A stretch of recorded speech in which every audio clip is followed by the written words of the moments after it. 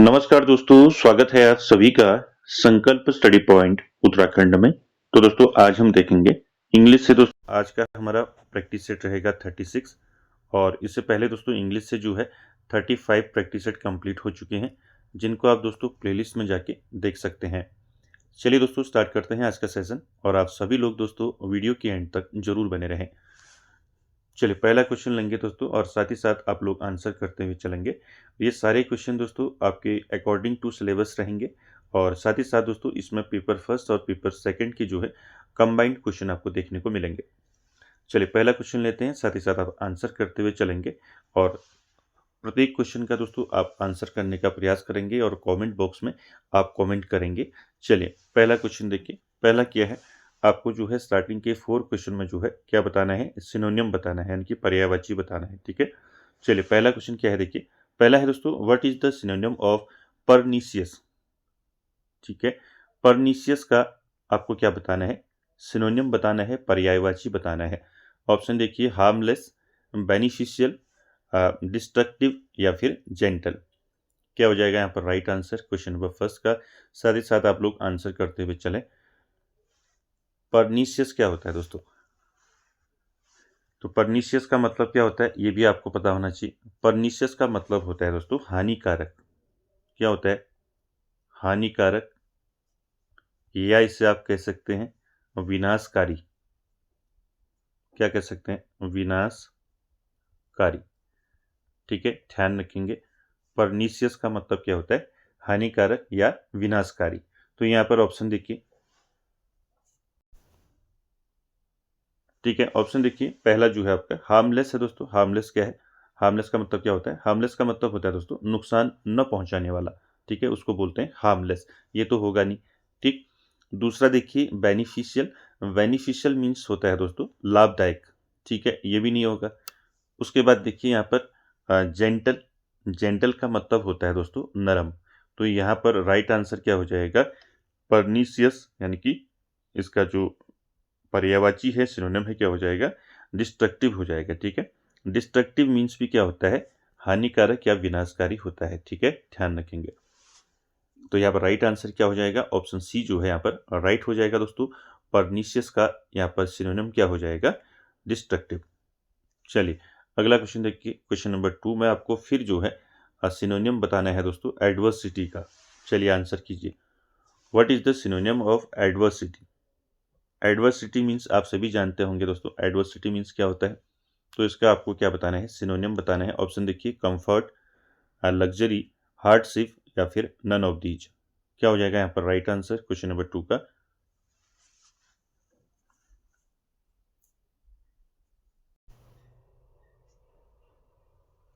क्या हो जाएगा यहाँ पर राइट आंसर क्वेश्चन नंबर 2 का।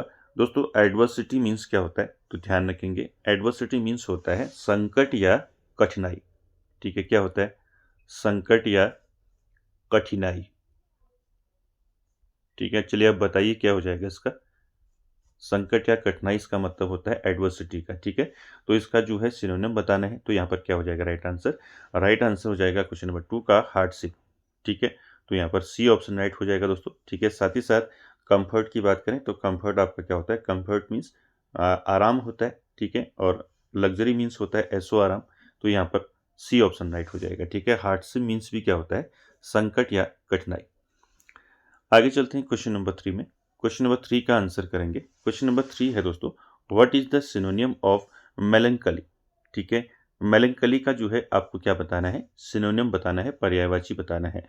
ऑप्शन देखिए, चेयरफुल, सैडनेस, जॉयफुल या फिर नन ऑफ दीज। क्या हो जाएगा right answer, what is the synonym of melancholy. Melancholy का मतलब क्या होता है दोस्तों, मेलंकली का मतलब होता है उदासी।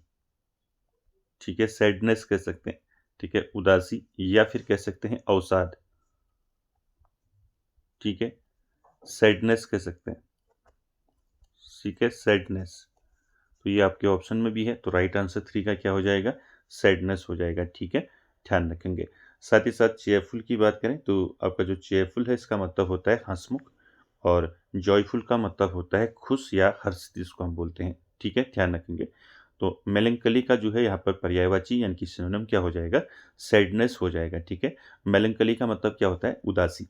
ठीक है, चलिए अगला क्वेश्चन देखिए दोस्तों, क्वेश्चन नंबर 4। क्वेश्चन नंबर 4 में आपको बताना है what is the synonym of oracious. ठीक है, आपको जो है यहाँ पर पर्यायवाची बताना है, सिनोनियम बताना है किसका, ओरेशियस का। तो ओरेशियस का जो है क्या हो जाएगा यहाँ पर सिनोनिम, आंसर कीजिए, ग्रीडी, सेटिस्फाइड, जेनरस या फिर काइंड। क्या हो जाएगा यहाँ पर 4 का दोस्तों राइट आंसर। ओरेशियस मीन्स क्या होता है दोस्तों, ओरेशियस, ओरेशियस मीन्स होता है लालची। ठीक है, लालची। ठीक है, लालची कह सकते हैं, या फिर इसको आप क्या कह सकते हैं, लालची के साथ साथ भुक्कड़ कह सकते हैं। ठीक है, भुक्खड़। ठीक है, तो यहाँ पर जो है राइट आंसर क्या हो जाएगा, ओकेरिस का क्या हो जाएगा, ओरेशियस का। तो यहाँ पर राइट आंसर हो जाएगा क्वेश्चन नंबर 4 का दोस्तों, क्या हो जाएगा, ग्रीडी। ठीक है, तो ए ऑप्शन यहाँ पर राइट हो जाएगा दोस्तों, ध्यान रखेंगे। ठीक है, ओरेशियस का यहाँ पर सिनोनिम क्या हो जाएगा, सिनोनिम हो जाएगा इसका ग्रीडी। ठीक है, ध्यान रखेंगे। साथ ही साथ दोस्तों सेटिस्फाइड की बात करें तो सेटिस्फाइड आपका क्या होता है, संतुष्ट होता है, सेटिस्फाइड मीन्स। ठीक है, और जेनरस का मतलब क्या होता है, जेनरस का मतलब होता है उदार। क्या होता है, उदार। और यहाँ पर काइंड का मतलब आप जानते हैं, दयालु। ठीक है, तो यहाँ पर राइट आंसर क्या हो जाएगा, ग्रीडी। ग्रीडी मीन्स भी क्या होता है, लालची होता है। ठीक है, तो यहाँ पर ये वर्ड याद रखेंगे। ठीक है, ओरेशियस। ठीक है, चलिए अगला क्वेश्चन देखिए, क्वेश्चन नंबर 5 से दोस्तों आपको क्या बताने हैं, एंटोनिम बताने हैं, यानी कि विलोम बताना है आप। ठीक है, उल्टा बताना है। देखिए क्वेश्चन नंबर 5 देखिए, what is the antonym of audacious. ठीक है, ऑडिसियस का आपको क्या बताना है, ऑडिसियस का आपको एंटोनिम बताना है। चलिए आंसर कीजिए क्वेश्चन नंबर 5 का। ऑडिसियस क्या हो जाएगा, इसका एंटोनिम क्या हो जाएगा, बोल्ड होगा, फियरलेस होगा, टिमिड होगा या फिर डियरिंग होगा। चलिए आंसर कीजिए, चलिए आंसर कीजिए क्वेश्चन नंबर 5 का। क्वेश्चन नंबर 5 में आपको क्या बताना है, यहाँ पर एंटोनिम बताना है किसका, ऑडेशियस का। ऑडेशियस का क्या हो जाएगा यहाँ पर विलोम, बताइए। ऑडेशियस मीन्स क्या होता है दोस्तों, याद रखेंगे, ऑडेशियस मीन्स होता है साहसी। ठीक है, साहसी कह सकते हैं, निर्भीक कह सकते हैं। ठीक है, साहसी, निर्भीक कह सकते हैं। ठीक है, साहसी, निर्भीक। ठीक है, या फिर इससे आप बोल्ड कह सकते हैं, बोल्ड मीन्स साहसी होता है। ठीक है, बोल्ड हो गया, ब्रेव हो गया, BRAVE, ब्रेव, ब्रेव मीन्स भी साहसी होता है। ठीक है, डियरिंग मीन्स भी साहसी होता है। तो यहाँ पर आपको क्या बताना है, एंटोनिम बताना है। ठीक है, इसका उल्टा बताना है। साहसी का क्या हो जाएगा उल्टा, बताइए यहाँ पर। ठीक है, ये तो इसके क्या हो गया, सिनोनिम हो गया ना, बोल्ड हो गया आपका, डेयरिंग हो गया। ठीक है, दोनों क्या हो गए, ये दोनों तो इसके क्या हो गए, ऑडिशस के सिनोनिम हो गए ना। तो आपको एंटोनिम बताना है क्या हो जाएगा। तो 5 का दोस्तों राइट आंसर क्या हो जाएगा, टिमिड हो जाएगा दोस्तों, ध्यान रखेंगे। टिमिड मीन्स क्या होता है, टिमिड मीन्स होता है दोस्तों, क्या होता है टिमिड मीन्स, इसका मतलब होता है डरपोक, डरपोक। ठीक है, ध्यान रखेंगे। ऑडेशियस मीन्स होता है साहसी, बोल्ड, ब्रेव, और इसका जो है एंटोनिम के अपोजिट क्या हो जाएगा, इसका टिमिड हो जाएगा। टिमिड मीन्स क्या होता है, डरपोक होता है। ठीक है, बाकी फियरलेस की बात करें, फियरलेस क्या होता है, फियरलेस होता है निडर। ठीक है, क्या होता है, निडर होता है। ठीक है, तो यहाँ पर जो है आपका राइट आंसर सी हो जाएगा। ठीक है, ध्यान रखेंगे। ऑडेशियस मीन्स होता है साहसी, निर्भीक, और इसका विलोम हो जाएगा, एंटोनिम हो जाएगा टिमिड। टिमिड मीन्स होता है डरपोक। ठीक है, चलिए अगला क्वेश्चन देखिए, क्वेश्चन नंबर 6। क्वेश्चन नंबर 6 में भी आपको जो है एंटोनिम बताना है। ठीक है, what is the antonym of immutable. Immutable का जो है आपको क्या बताना है, विलोम बताना है। क्या हो जाएगा, चेंजेबल, कांस्टेंट, परमानेंट या फिर नन ऑफ दीज। इम्यूटेबल का क्या मतलब होता है, इम्यूटेबल मतलब होता है दोस्तों अडिग, दृढ़ कहते हैं जिसको, अडिग या फिर आपका दृढ़। ठीक है, स्ट्रॉन्ग, स्टिल कह सकते हैं। तो यहाँ पर जो है इसका क्या बताना है, एंटेनिम बताना है, इसका विलोम बताना है, इसका उल्टा बताना है। क्या हो जाएगा? राइट आंसर क्या हो जाएगा इसका? क्वेश्चन नंबर 6 का राइट आंसर हो जाएगा चेंजेबल। ठीक है, तो यहाँ पर जो है आपका ए ऑप्शन राइट हो जाएगा। ठीक है, बात करें कांस्टेंट की। कांस्टेंट मीन्स तो स्थिर होता है ना, स्थिर, और परमानेंट का मतलब होता है स्थायी, तो ये होंगे नहीं, तो चेंजेबल इसका राइट आंसर हो जाएगा। ठीक है, चलिए अगला क्वेश्चन देखिए, क्वेश्चन नंबर 7। क्वेश्चन नंबर 7 में आपको बताना है दोस्तों, एंटोनिम बताना है, विलोम बताना है, किसका? नेफेरियस का। चलिए आंसर कीजिए। नेफेरियस का यहाँ पर एंटोनिम क्या हो जाएगा? ऑप्शन देखिए, इविल, वर्च्यूअस, या फिर आपका विकेट, या फिर नन ऑफ दीज। क्या हो जाएगा राइट आंसर बताइए। नेफेरियस का मतलब क्या होता है बताइए। नेफेरियस देखा होगा आपने, पढ़ा होगा ये वर्ड नेफेरियस। तो नेफेरियस का मतलब होता है बेईमान। ठीक है, या कह सकते हैं दुष्ट, कह सकते हैं दुष्ट, कह सकते हैं बेईमान, कह सकते हैं। ठीक है, साथ ही साथ महापापी कह सकते हैं, महापापी। ठीक है, ये जितने भी दोस्तों मैं आपको वर्ड बता रहा हूँ, ये सारे दोस्तों आपको ध्यान में रखने हैं। प्रत्येक प्रैक्टिस सेट में आपको मैं जो है सारे एंटोनिम्स और सिनोनिम्स के वर्ड बता रहा हूँ, तो आपको ध्यान में रखने हैं। ठीक है, साथ ही साथ दोस्तों आपको जो है जो प्रैक्टिस सेट है आपके इंग्लिश के, इसको स्टार्टिंग से देखना है। ठीक है, इसको बीच से ना देखें, स्टार्टिंग से देखें, तभी आपको दोस्तों पता चलेगा कि यहाँ पर कौन कौन से क्वेश्चन करा दिए गए हैं। ठीक है, तो यहाँ पर क्या हो जाएगा दोस्तों राइट आंसर? नेफेरियस का विलोम क्या हो जाएगा बताइए। नेफेरियस मतलब होता है दुष्ट, महापापी, बेईमान, नीच कह सकते हैं। तो क्या हो जाएगा इसका राइट आंसर बताइए। जैसे आपका देखिए ईविल है, ईविल मीन्स क्या होता है? ईविल मीन्स तो आपका क्या होता है? बुराई होता है इसका मतलब। ठीक है, बुराई। ठीक है, और यहाँ पर विकेट का मतलब होता है दुष्ट, दुष्ट। ये तो आपका जो है सिनोनिम हो जाएगा नेफेरियस का। तो यहाँ पर राइट आंसर आपका बचता है वर्चुअस। ठीक है, बी ऑप्शन राइट हो जाएगा, ध्यान रखेंगे। नेफेरियस का यहाँ पर एंटीनिम्स क्या हो जाएगा? वर्चुअस हो जाएगा। ठीक है, वर्चुअस मीन्स क्या होता है? गुड, अच्छा। ठीक है, चलिए अगला क्वेश्चन देखिए, क्वेश्चन नंबर 8। क्वेश्चन नंबर 8 में आपको बताना है दोस्तों, एंटीनिम बताना है। What is the antonym of tacit? चलिए बताइए। टैसिट का जो है आपको विलोम बताना है, एंटीनिम बताना है। ऑप्शन देखिए, अनस्पोकन, एक्सप्रेस्ड, साइलेंट, या फिर नन ऑफ दीज। क्या हो जाएगा राइट आंसर यहाँ पर क्वेश्चन नंबर 8 का? What is the antonym of tacit?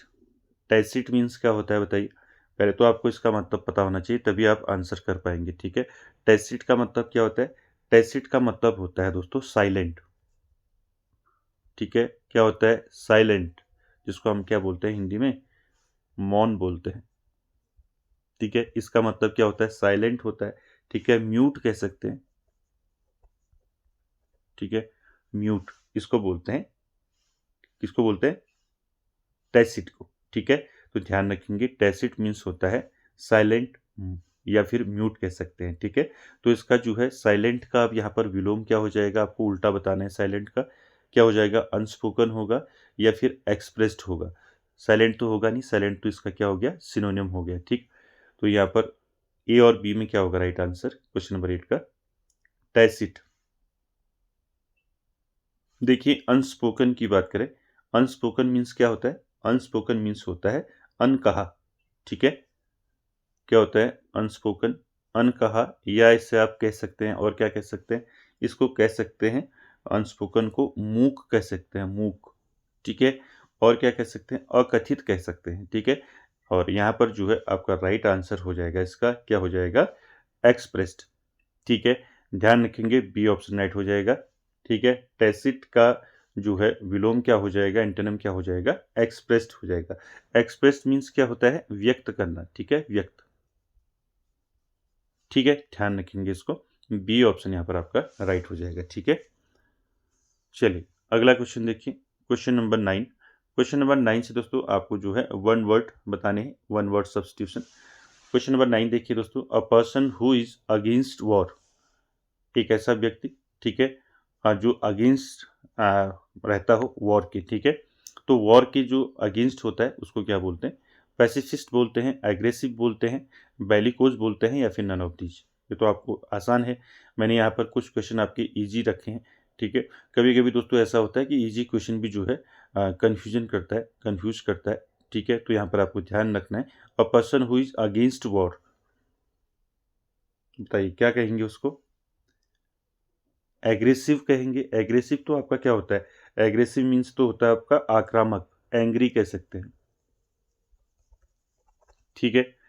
Bellicose की बात करें तो बेलिकोज मीन्स होता है आपका लड़ाकू। ये दोनों नहीं होंगे, ठीक है। जो वॉर के अगेंस्ट होता है उसको क्या बोलते हैं? पैसिफिस्ट बोलते हैं, ठीक है। ध्यान रखेंगे, क्या बोलते हैं?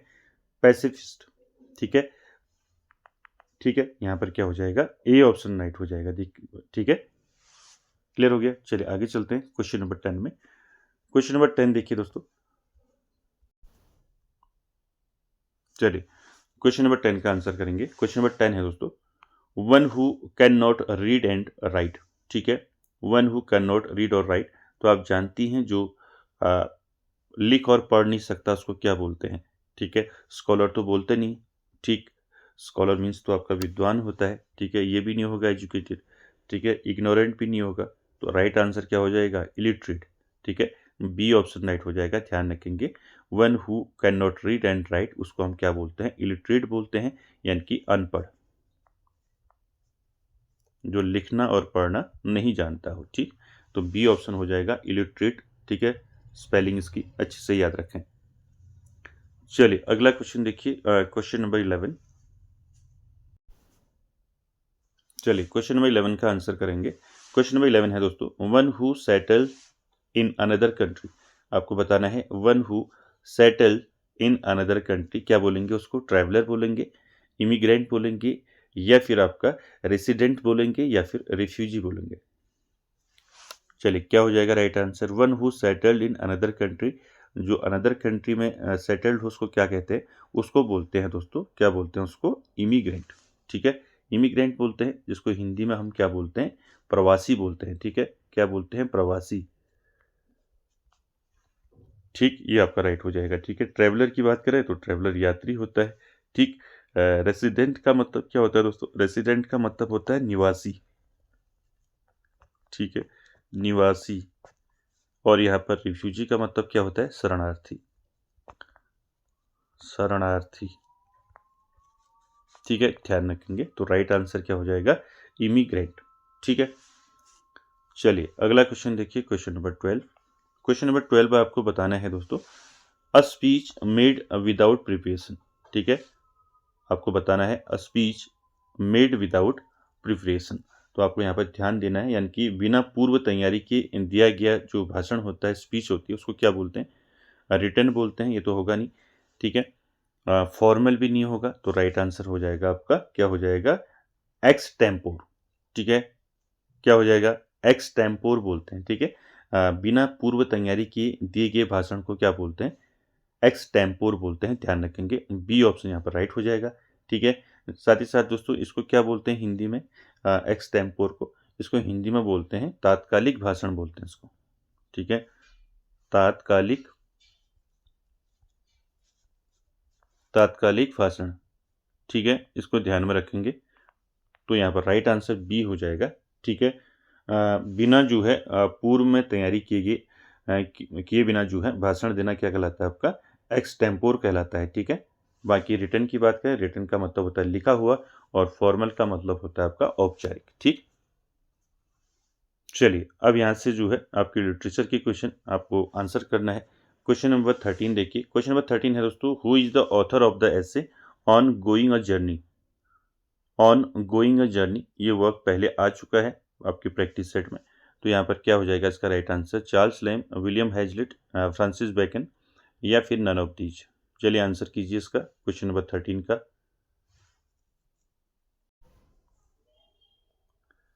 क्या हो जाएगा इसका right answer? Who is the author of the essay on going a journey? On going a journey ये किसका ऐसे है दोस्तों? तो राइट आंसर हो जाएगा 13 का, क्या हो जाएगा? विलियम हैजलिट, ठीक है। ध्यान रखेंगे, विलियम हैजलिट का दोस्तों ये वर्क है ऑन गोइंग अ जर्नी, याद रखेंगे इसको। साथ ही साथ दोस्तों यहाँ पर विलियम हेजलेट के बारे में मैंने आपको सारे फैक्ट बताए हैं, इनके इंपॉर्टेंट वर्क्स पूछे जाते हैं। ठीक है, बात करें विलियम हेजलेट की लाइफ स्पैन की, तो दोस्तों इनका जो जीवन काल है आपको ध्यान रखना है, 1778 में इनका जन्म हुआ था और 1830 में इनकी डेथ हुई थी। ठीक है, साथ ही साथ दोस्तों इस विलियम हेजलेट के जो इम्पोर्टेंट वर्क हैं वो मैंने आपको जो है पहले बता रखे हैं सारे, आपको याद रखने हैं कौन कौन से इनके इम्पोर्टेंट वर्क हैं। द राउंड टेबल, ठीक है, द राउंड टेबल किसका वर्क है आपको पूछा जा सकता है। ठीक है, द राउंड टेबल, साथ ही साथ याद रखेंगे द राउंड टेबल के साथ साथ टेबल टॉक, टेबल टॉक किसका वर्क है, ये भी जो है किसका वर्क है, विलियम हेजलेट का है। और कौन कौन से वर्क हैं विलियम हेजलेट के, ठीक है, द प्लेन स्पीकर है इनका वर्क, ठीक है, द प्लेन स्पीकर, ठीक है, the plain speaker, plain speaker, ठीक है, प्लेन स्पीकर। तो ये वर्क किसके हैं, हेजलेट के हैं दोस्तों। ठीक है, और क्या वर्क है इनके, the spirit of the age है इनका वर्क। ठीक है, तो ये सारे वर्क आपको ध्यान में रखने हैं विलियम हेजलेट से। ठीक है, चलिए आगे चलते हैं अगले क्वेश्चन में। अगला क्वेश्चन है दोस्तों क्वेश्चन नंबर 14, यहाँ पर आंसर करेंगे 14 में, who wrote the following lines. ठीक है, यहाँ पर लाइन्स दी हैं, आपको बताना है ये किसने लिखे हैं। ठीक है, लाइन है दोस्तों, hurrah for revolution let the cannon shoot, important है दोस्तों ये। ठीक है, hurrah for revolution let the cannon shoot, क्या होगा इसका मतलब, इसका मतलब है क्रांति जिंदाबाद या क्रांति की जय हो और तोपों को गरजने दो। ठीक है, तो ये किसने ये लाइनें दोस्तों लिखी हैं, T S. Eliot, W B. Yeats, Matthew Arnold या फिर आर.के. नारायण। चलिए आंसर कीजिए यहाँ पर, हुर्रे फॉर रेवोल्यूशन यानी कि क्रांति जिंदाबाद, और लेट द कैनन शूट यानी कि जो तोप हैं तोपों को गरजने दो या तोपों को चलने दो। तो ये लाइनें जो है दोस्तों किसने लिखी हैं, तो यहाँ पर 14 का दोस्तों राइट आंसर क्या हो जाएगा, 14 का राइट आंसर बताइए क्या हो जाएगा, राइट आंसर हो जाएगा डब्ल्यू.बी. ईट्स। ठीक है, ध्यान रखेंगे बी ऑप्शन यहाँ पर आपका राइट हो जाएगा दोस्तों। ठीक है, क्या हो जाएगा, डब्ल्यू.बी. ईट्स। ठीक, बी ऑप्शन राइट हो जाएगा। ठीक, डब्ल्यू.बी. ईट्स दोस्तों याद रखेंगे, यहाँ पर जो इनका जो दोस्तों इनके जो वर्क्स हैं वो पूछे जाते हैं। साथ ही साथ आपको ये पूछा जा सकता है कि जो लाइन्स हैं ऊपर दी गई हैं, hurrah for revolution let the cannon shoot, ये कहाँ से ली गई हैं, तो ध्यान रखेंगे ये लाइन्स जो हैं ली गई हैं द सेकेंड कमिंग से। ठीक है, द सेकेंड कमिंग। ठीक है, इसको ध्यान में रखेंगे। ठीक है, साथ ही साथ दोस्तों उन्होंने जो है इसको कब लिखा था, फर्स्ट जो वर्ल्ड वॉर हुआ था यानी कि प्रथम विश्व युद्ध जो हुआ था उसके बाद जो है उन्होंने दोस्तों इसको लिखा था। ठीक है, इसको ध्यान में रखेंगे। ठीक, और बाकी जो है इनके वर्क्स आप जानती हैं। ठीक है, डब्ल्यू.बी. ईट्स के, तो डब्ल्यू.बी. ईट्स के कौन कौन से वर्क जो है इंपॉर्टेंट है दोस्तों, इनके सारे वर्क इंपॉर्टेंट्स हैं। ठीक है, आपको एक एक करके अच्छे से देखना है। ठीक है, आपने पढ़ा है इनका ईस्टर, ईस्टर कौन सा, 1916। ठीक है, साथ ही साथ भी ऊपर बताया मैंने आपको द सेकेंड कमिंग। ठीक है, साथ ही साथ इनका जो वर्क है द टावर। ठीक है, द टावर इनका वर्क है। द टावर के साथ साथ और इनके क्या वर्क्स हैं, सेलिंग टू बाइजेंटियम है इनका। ठीक है,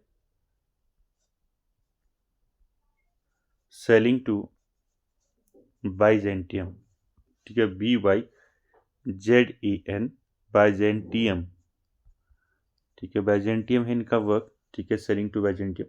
ठीक है, साथ ही साथ दोस्तों इनका वर्क है अ स्टोलन चाइल्ड, ये भी इनका वर्क है, अ स्टोलन चाइल्ड,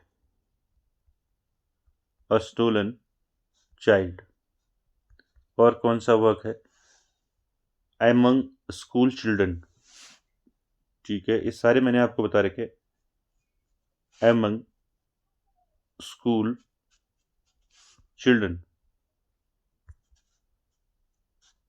ठीक है, ये सारे वर्क्स आपको ध्यान रखने हैं डब्ल्यू.बी. ईट्स के। ठीक है, पूछे जाते हैं।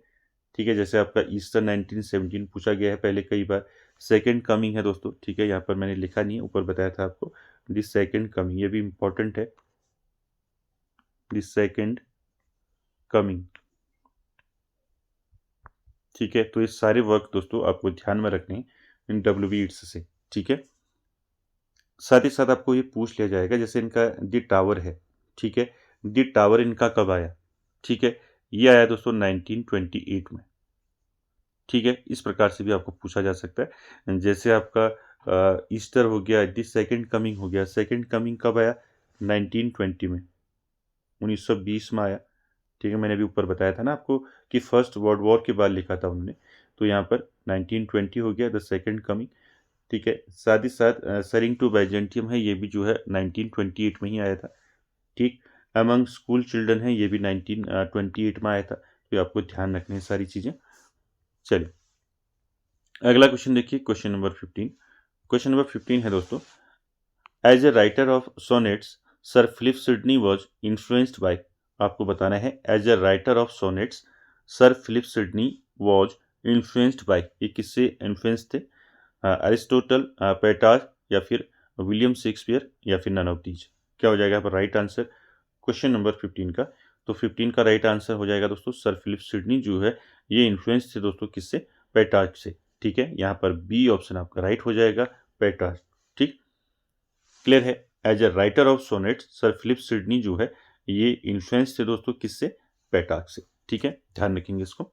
चलिए अगला क्वेश्चन देखिए, क्वेश्चन नंबर 16। यहाँ पर आपको बताना है who said hell is a city much like London. ये तो मैंने कई बार आपको बता रखा है।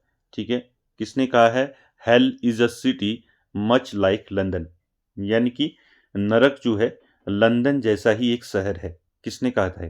कॉल्डिज, कीट्स, PB सेले, या फिर TS इलियट।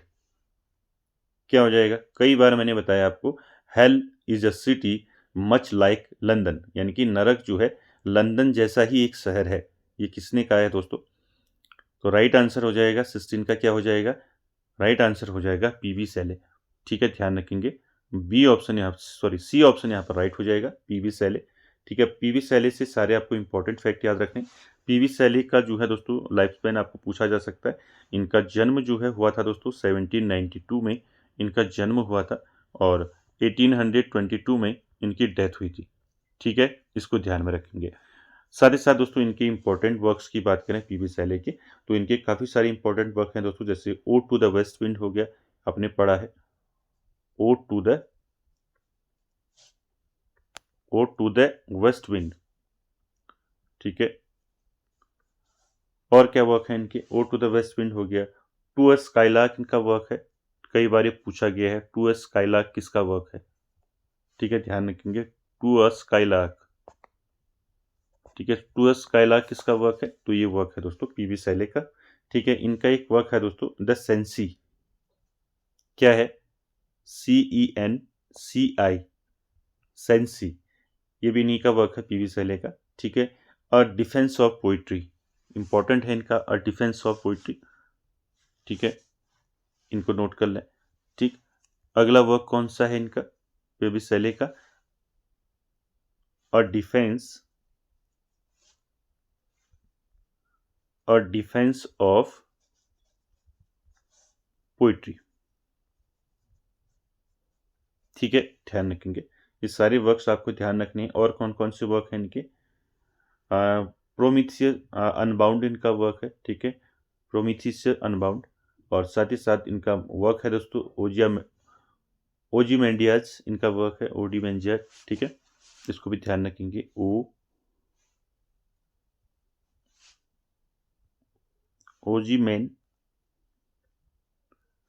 ओजीमेंडियाज, DIES। ठीक है, ओजीमेंडियाज जो है इनका वर्क है। तो सारे वर्क आपको ध्यान रखने PB से लेके। चलिए अगला क्वेश्चन देखते हैं, क्वेश्चन नंबर 17 देखिए दोस्तों, इसका आंसर कीजिए। क्वेश्चन नंबर 17 है दोस्तों, who wrote the book of grammatology. ठीक है, ऑफ ग्रामेटोलॉजी बुक किसकी है आपको बताना है। ठीक है, आपने पढ़ा होगा। ठीक है, जैक्स डेरिडा, टेनिसन, थॉमस विट, या फिर नन ऑफ दीज। क्या हो जाएगा यहाँ पर राइट आंसर? ये बुक है दोस्तों ऑफ ग्रामेटोलॉजी, ये बुक किसकी है? तो 17 का राइट आंसर हो जाएगा आपका, आपने एक टर्म पढ़ा होगा। ठीक है, डीकंस्ट्रक्शन। ठीक है, अगर आपने पढ़ा होगा तो आप आंसर कर लेंगे। तो डीकंस्ट्रक्शन एक टर्म है दोस्तों, किसने दिया था उसको? जैक्स डेरिडा ने। तो यहाँ पर राइट आंसर आपका ऑफ ग्रामेटोलॉजी जो बुक है वो किसकी है? जैक्स डेरिडा की है, ध्यान रखेंगे। ठीक है, इन्होंने दोस्तों एक टर्म दिया था डीकंस्ट्रक्शन का, आपने पढ़ा होगा उसको, ठीक, ध्यान रखेंगे। चलिए अगला क्वेश्चन देखिए, क्वेश्चन नंबर 18 आपको आंसर करना है। क्वेश्चन नंबर 18 में, क्वेश्चन नंबर 18 है दोस्तों, who wrote the praise of idleness. ठीक है, द प्रेज ऑफ आइडलनेस जो है ये किसका वर्क है, आपको बताना है किसने लिखा है इसको। Charles Lamb, William Hazlitt, Bertrand Russell या फिर नन ऑफ दीज। चलिए आंसर कीजिए, इसका क्या हो जाएगा? इन प्रेज ऑफ आइडलनेस क्या हो जाएगा? ए होगा, बी होगा, सी होगा? कौन सा ऑप्शन यहाँ पर राइट हो जाएगा इसका? इन प्रेज ऑफ आइडलनेस जो है ये वर्क है दोस्तों, किसका वर्क है ये है बर्ट्रैंड रसेल का वर्क। ठीक है, ध्यान रखेंगे इसको। सी ऑप्शन यहाँ पर आपका राइट हो जाएगा दोस्तों। ठीक है, साथ ही साथ दोस्तों बर्ट्रैंड रसेल ने इसको कब लिखा था? तो उसको लिखा था दोस्तों, कब लिखा था? 1932 में। ठीक है, 1932 में लिखा था इसको, इन प्रेज ऑफ आइडलनेस। ठीक है, साथ ही साथ दोस्तों ये क्या है, ये इसका फॉर्म क्या है याद रखेंगे, ये क्या है? एक ऐसे है। ठीक है, ध्यान में रखेंगे। ठीक, चलिए अगला क्वेश्चन देखिए, क्वेश्चन नंबर 19। ये क्वेश्चन भी मैंने आपको करा रखा है। क्वेश्चन नंबर 19 है दोस्तों, who said poets are the unacknowledged legislators of the world. आपको बताना है दोस्तों ये किसने कहा है? पीबी शैली, कीट्स, कॉल्ड्रिच या फिर नन ऑफ दीज। क्या हो जाएगा? Poets are the unacknowledged legislators of the world, यानी कि कवि जो है दुनिया की अमान्य विधायक होते हैं। किसने कहा था ये? 19 का राइट आंसर क्या हो जाएगा? राइट आंसर हो जाएगा आपका पीबी शैली। ठीक है, पीबी शैली हो जाएगा, यहाँ पर ए ऑप्शन राइट हो जाएगा, ध्यान रखेंगे इसको। ठीक है, चलिए अगला क्वेश्चन है क्वेश्चन नंबर 20। क्वेश्चन नंबर 20 है दोस्तों, who said about Wordsworth he uttered nothing base. ये तो आप जानती हैं। ठीक है, आज अधिकांश मैंने जो है यहाँ पर आपकी कोटेशन लिए हैं। ठीक है, तो यहाँ पर राइट आंसर क्या हो जाएगा? Who said about Wordsworth he uttered nothing base. किसने कहा था? वर्ड्सवर्थ के बारे में किसने कहा था? ही अटर्ड नथिंग बेस, यानी कि उसने कोई भी अभद्र बात नहीं की, इसका मतलब होता है। ठीक है, ही अटर्ड नथिंग बेस। तो किसने कहा था वर्ड्सवर्थ के बारे में? कॉल्ड्रिच ने कहा था, कीट्स ने कहा था, टेनिसन ने कहा था या फिर फ्रांसिस बेकन ने कहा था? तो दोस्तों यहाँ पर राइट आंसर क्या हो जाएगा 20 का? 20 का राइट आंसर हो जाएगा Tennyson, Alfred Lord Tennyson. C option यहाँ पर राइट हो जाएगा दोस्तों, ध्यान रखेंगे। ही अटर्ड नथिंग बेस, यानी कि उसने कोई भी अभद्र बात नहीं की, ये किसने कहा है वर्ड्सवर्थ के बारे में? टेनिसन ने कहा है। ठीक है, ध्यान रखेंगे इसको। साथ ही साथ दोस्तों यहाँ पर टेनिसन के आपको वर्क्स पूछे जा सकते हैं, अल्फ्रेड लॉर्ड टेनिसन के। तो इनके सारे वर्क्स आपने पढ़े हैं। ठीक है, जैसे आपका द लेडी ऑफ सैलोट। ठीक है, द लेडी ऑफ, मैंने अच्छे से आपको करा रखे हैं, द लेडी ऑफ सैलोट। ठीक है, द लेडी ऑफ सैलोट हो गया। ठीक है, और क्या वर्क है इनका? द लोटस सीटर, इंपॉर्टेंट है। The lotus seater. ठीक है, द लोटस ईटर वर्क है। ठीक है, साथ ही साथ इनका वर्क है इंपॉर्टेंट, इन मेमोरियम। ठीक है, ये तो आप जानती हैं, इन मेमोरियम, ये भी कई बार पूछा है। इन मेमोरियम, इन मेमोरियम जो है दोस्तों, ये किसको इन्होंने किसको लिखा था टेनिसन ने? किसकी डेथ पर लिखा था इन मेमोरियम? जो मैंने बताया था, आर्थर हेनरी हेलम। ठीक है, याद रखेंगे, A.H.H, ऐसे याद रखेंगे, AHH। ठीक है, साथ ही साथ दोस्तों इनका वर्क है द प्रिंसेस, इनका वर्क है द प्रिंसेस।